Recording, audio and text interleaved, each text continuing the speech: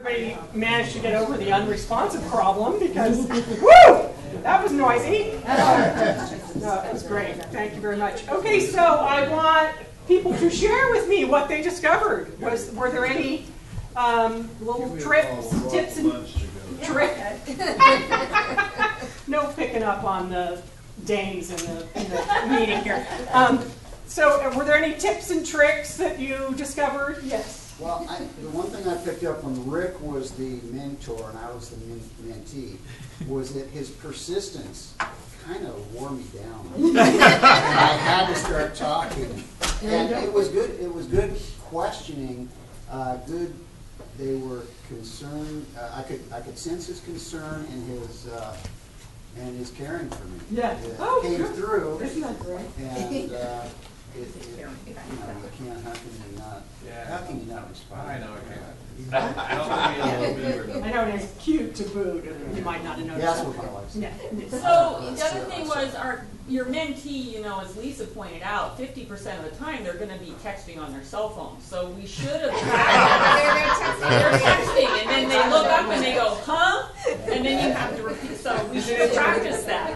It's absolutely true. Yeah. It's absolutely true. And I've noticed that. You know how when you're at somebody's house and the phone rings, they always say, excuse me, I'm going to go answer that, or I'm not going to go answer that. Well, those are the olden days because there is no etiquette associated with texting.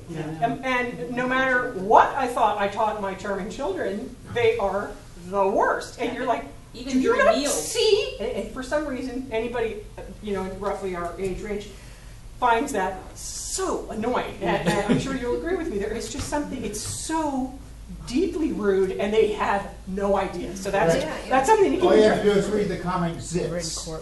Oh, really? It's in Zits? Okay. Well, I can tell you that you can imagine if you think you taught your kids something, there's a lot of these kids that will never have occurred to them. No one has ever tried to teach them some manners. You're going to deal with that. So you're just going to have to, that's going to be your first thing to overcome and say, you know what? I know that this is really important, but guess what? I just asked you to turn that sucker off because I'm going to hit you with it if you don't. I actually am a child advocate and I work with children in foster care. And my child this week was in court in front of a judge texting. So they really don't have any concept of what is right and what is wrong. Excellent example, right? And it just doesn't occur to me because everybody does it, and it just doesn't seem like any big deal. So is it okay to say something like this? Absolutely, that's what I would do. I just go, you know what? I can't compete with that. Or, I would make a joke out of it. I guess I'd make a joke out of everything, but I would make a joke out of it. And because if you start off being peeved about it, you're never going to go. It's just going to go downhill from there. Okay. So it's a very good point. Thank you for mentioning that, Teresa. Don. Yeah, if I may suggest along those lines, I don't think it's unreasonable for us to ask for that at all, because our time is valuable as well. We need them to focus on what we're doing. Right. Obviously. Okay, Rick. I think it was important to establish how do you like to communicate? Text, phone, email, face-to-face, do you like them all? I mean, really, it sort of lets them, well, yeah, I like to text. They're pretty much going to have to answer that question. That's an excellent thing to do today when you meet them at lunch, because this is your big chance for that. So you've got your list, your contact information thing. I would take that with me and I would write that down. Make sure you've got some of you might already have this, but you got their email, you got their phone, you got their home phone, if they want to share with you their mom's phone in case you can track them down that way, and you, email address and ask them. We'll put that on the front for next year. How would you like to? Right. I think I actually using it on there, but so exactly, and then just keep in your mind or write down how they prefer to do it, because you know how that goes. Some people you can email till the cows come home and they never answer because they do not read their email. Okay. We have anything else that anyone knows that information already? So JR was asking me. I was the mentee, and JR was asking me about my the things that I like to do, like he honed in on something, that I like to play video games, and we started talking about the jobs that could do it. So it kind of pulled you out of your shell.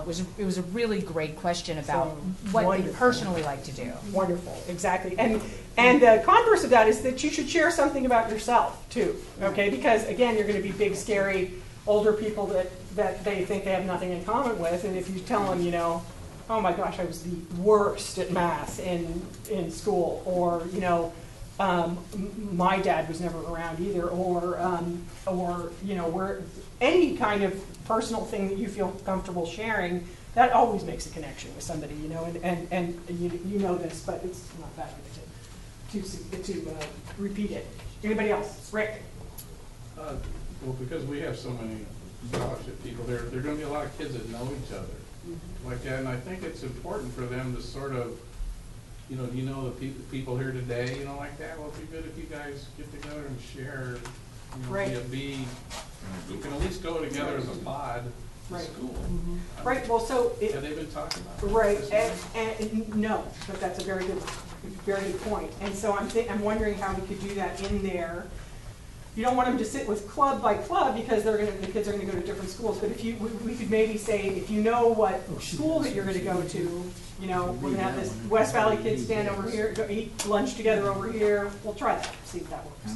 Because exactly, that's what we want them to do, is to start thinking of themselves as a group. And you've got I mean, there's nothing like meeting your first new buddy on campus when you go somewhere. So if they can meet them here, you know, that's what we were hoping for. Just having built that into the program. When they get on shift, they have a Navy, These kids are splitting an older brother, a couple Navy. Well, Remember that he's gonna have term? to play with that. Okay, so we have one more role play, and this is the protective parents role play. Oh, we've got that. So this is, nobody's going to play the parents, sorry. You get to play the mentor and the mentee. So one of your mentee is going to have parents that are protective. Now, what I recommend you do is quickly look at the ask and listen part of your handout, your handbook, and they're well into it, like on the third or fourth page of it. There is a thing about protective parents. So if you think about this, there are plenty of parents, myself included, who don't relish the idea of their children going away to college. And furthermore, there are there are cultural issues. For instance, so there are plenty of cultures where the idea is that you stay around and you support your family in any number of ways, emotionally and financially. So you have to be sensitive to that. And so in the sheet on Ask and Listen, it talks about that. So this is the kind of thing that you want to probe a little bit for. Are your parents supportive? Like, I just met this gal this morning who got into Howard University, which is in Washington, D.C. Oh, yeah. And the first thing out of her mouth was, my parents don't want me to go. Mm-hmm. And because I'm not her mentor, I said straight off, don't listen to them, just go. But I made it clear that that wasn't in my place. But so the idea is you're in this role play, you're listening for evidence, because they might not come right out and say, my parents don't want me to go, but you're, gently probing for evidence that they have parents that are being protective and trying to hold them back. And they don't mean to hold them back. Of course, every parent wants their child to succeed, but it's the great unknown for them. And so I want you to play with that a little bit, because there's a good chance you might run into this. Okay? So back in your groups, and we'll talk in a minute. Okay, I get to be the mentor this time. It's good to have protective parents. Oh.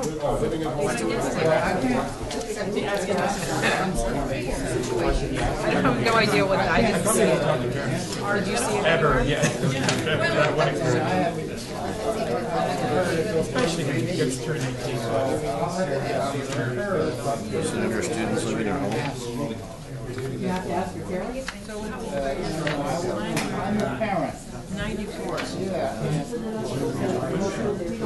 Oh, okay. You know what? Let me just interrupt. I was wrong about that. I'm sorry. What I was thinking of is the students living at home, because you're actually going to get more of that with kids that are going to local community colleges, because they're going to have divided loyalties. They're not going to know who they're supposed to be supporting. So I recommend This that you read person this, will which be is 18 on August the 11th.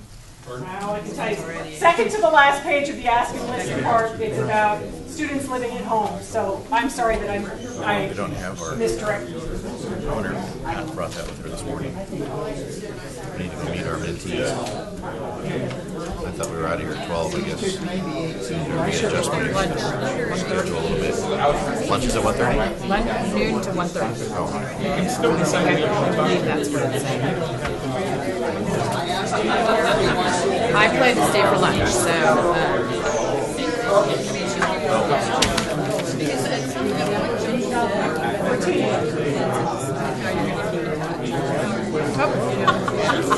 That's not it. I got it. Lunch will be served from 12:30 to 1:30. I totally missed that. Okay, or not? No? So, this is mentor. Ask away. So, what school are you going to?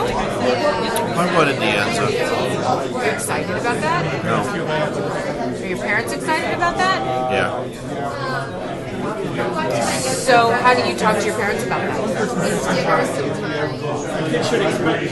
I don't talk that much. I just kind of listen to what they say.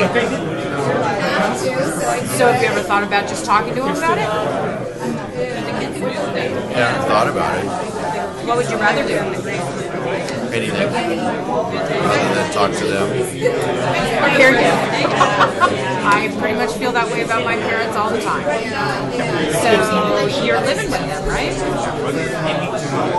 So, you follow the rules. Yeah, kind of. Are you a rule follower or are you a rule breaker? Oh, I don't know. I guess I'm a rule follower. So you follow the rules. That's good. That's good. So, do you think that you're going to be successful in college?